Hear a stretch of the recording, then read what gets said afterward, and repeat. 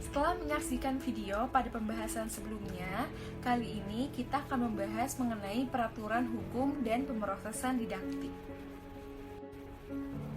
Peraturan hukum adalah suatu kebijakan yang mengatur tentang legalitas suatu produk makanan untuk dikonsumsi secara umum.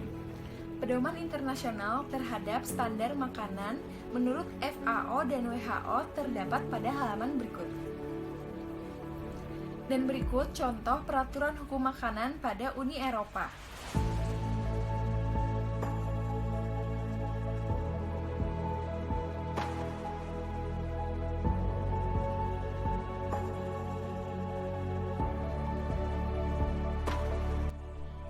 Hai semuanya, setelah kita menyimak materi mengenai peraturan hukum, materi selanjutnya yang akan kita bahas mengenai pemrosesan didaktik. Yuk disimak videonya.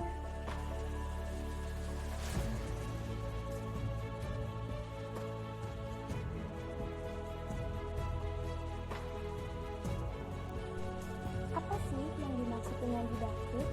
Didaktik diartikan sebagai ilmu yang memberi uraian tentang proses kegiatan mengajar yang menimbulkan proses belajar.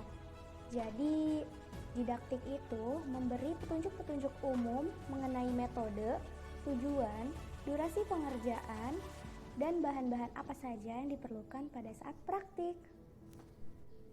Dalam pemrosesan didaktik terbagi menjadi 4 bagian. Yang pertama ada introduction dan yang kedua planning. Yang pertama bisa kita lihat ada introduction di sini.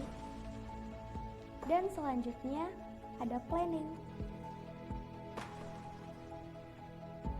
Pemrosesan didaktik yang ketiga adalah salinan menuju aksi dan yang keempat adalah evaluasi. Apa itu salinan menuju aksi dan seperti apa evaluasi dalam pemrosesan didaktik? Simak terus videonya ya. Salinan menuju aksi. Dalam hal ini terdapat 2 poin yang harus diperhatikan. Yang pertama, membuat skema evaluasi untuk belanja berkelanjutan dan shopping list pribadi. Produk makanan yang diekstrak informasinya harus dievaluasi. Evaluasi ini memerlukan kriteria spesifik yang merupakan komponen umum seperti jarak transportasi, cara produksi yang berkelanjutan, perdagangan yang adil, dan harga. Tujuannya adalah untuk mengembangkan sistem yang sederhana dan logis sehingga dapat dengan cepat membandingkan mentega biologis dari Selandia Baru dengan mentega konvensional dari kota tetangga. Mengenai keberlanjutan umum, 6 produk telah dipilih sebelumnya dan 1 tambahan dipilih oleh peserta. Objektivitasnya adalah yang pertama, partisipan dapat belajar untuk mengevaluasi informasi produk yang ada dan merefleksikan ke refleksi keputusan beli, di mana sesuai dengan kebutuhan. Yang kedua, hubungan timbal balik antara kebiasaan sarapan, keputusan beli, dan kesehatan sosial dan konsekuensi ekologi harus ditunjukkan. Dan yang ketiga, kesadaran akan kemungkinan pilihan yang berkaitan dengan kebiasaan makan dan produk harus diperkuat. Menguji atau mengevaluasi.